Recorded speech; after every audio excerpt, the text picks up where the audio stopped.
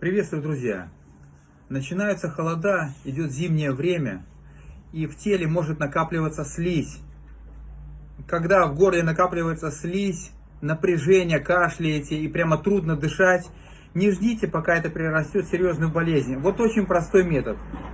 Кипяток. Берете кипяток и пьете. Но не так, чтобы там обжечь горло, губы, но он должен довольно горячий быть. То есть не создавать реальных ожогов, но в принципе так вот сильно нагревать, обжигать. Выпиваете вот такую чашку кипятка или хотя бы пол чашки, руки вытянули и выполняете бхастрики. Сильные выдохи животом, 5, 10 или 15, а может 20 раз. У вас начнет вот эта слизь булькать, вас потянет на сильный кашель, прямо вот так вот задыхаться начнете от кашля. Снова кипяточка.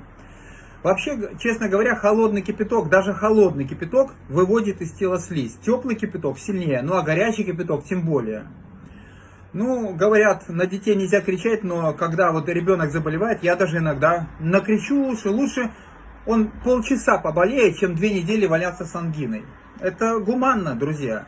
Вот. Ну и взрослого человека, там, себя также лечите, члена семьи. То есть выпили кипяток, вы от этого вспотеете, вас бросит жар, лоб растираете, высмаркиваетесь, руки вытянули, делаете бхастрики. 10 раз, вот, выдох, вдох, выдох. В текстах говорится, это проветривает ветром, всю слизь удаляет из тела. Откуда появляется слизь? Она появляется тогда, когда у нас в теле накапливаются токсины. То есть накопились токсины, и чтобы, когда опасная концентрация этих токсинов возникает, тело насасывает воду, ну и не успевает все как бы вывести через кал, мочу, пот. Поэтому нужно помогать природе. То есть горячий кипяток пьем, теплой водой мы расслабляем сосуды. От горячей, от теплой воды сосуды расширяются и слизь отходит легко. То есть кровь начинает интенсивнее двигаться. Холод сдавливает сосуды, и кровь, жидкости движутся хуже. Поэтому горячую воду пейте, высмаркиваетесь, выкашливаетесь, откашливаетесь.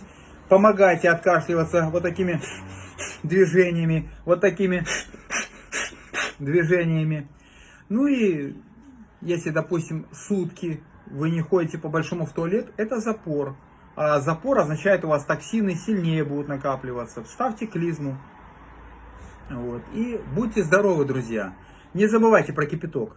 Кипяток это очень хорошая вещь. С утра особенно, пока желудок чистый, прокашлялись, продышались, просморкались, потом животик повтягивали. И все, вы будете здоровы, счастливы, кровь движется легко, энергия движется свободно, вы радостны, энтузиастичны и бодры. У вас сила есть, движение в голосе, ясное мышление. А когда болезнь накапливается, конечно, все наоборот. Удачи!